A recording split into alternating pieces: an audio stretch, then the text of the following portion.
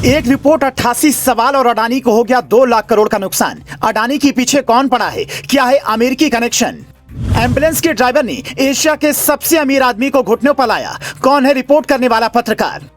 अडानी के शेयर बेचने के लिए बाजार में लगी लाइन, खबर है सच्ची या कोई करना चाहता है अडानी को बर्बाद?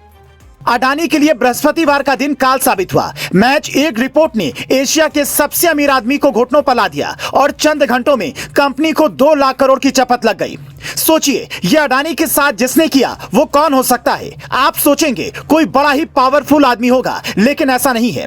जिसकी रिपोर्ट अडानी के शेयरों में सुनामी ला दी, वो पहले एक एम्बुलेंस ड्राइवर हुआ करता था और इजराइल में काम करता था। गौतम अडानी भी पहले एक फर्म में काम करते थे, लेकिन अब अरबों के मालिक हैं। दुनिया के सबसे अमीर आदमी की कुर्सी तक पहुंचने की होड़ में सबसे आगे हैं। और उनके पीछे कौन पड़ गया? अमेरिका का एक मामूली एम्बुलेंस ड्राइवर, जिसकी एक रिपोर्ट ने दुनिया के चौथे सबसे अमीर इंसान को हिलाकर रख दिया। इसमें कितनी सच्चाई है, ये आने वाला वक्त बताएगा। अडानी के पीछे क्या दुनिया के सबसे अमीर लोग पड़ गए हैं, क्योंकि वही एशिया से उन्हें टक्कर दे रहे थे?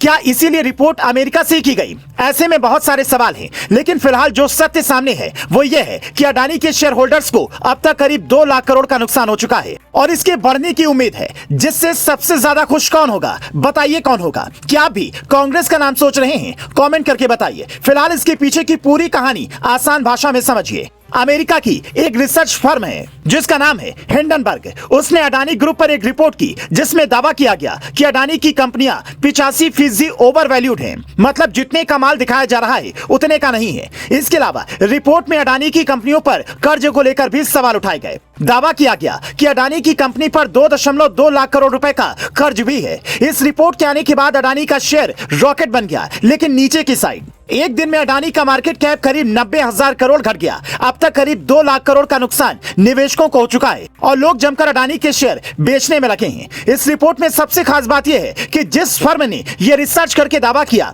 वो अमेरिका की है। इस वक्त दुनिया का सबसे अमीर आदमी जेफ बेजोस भी अमेरिका का है और भारत के रिश्ते भी फिलहाल अमेरिका से वित्तीय मामलों में कुछ खास सुगम नहीं है। यह कंपनी अब तक ट्विटर समेत 16 कंपनियों पर इस तरह की गड़बड़ी के आरोप लगा चुकी है और अब इन्होंने अडानी ग्रुप में 88 सवाल पूछे हैं। जिसके बाद अडानी टोटल गैस का शेयर 20% टूट गया। अडानी इंटरप्राइजेज में 3% की गिरावट। अडानी ग्रीन एनर्जी में 13% टूटा। अडानी ग्रीन एनर्जी 13% टूटा।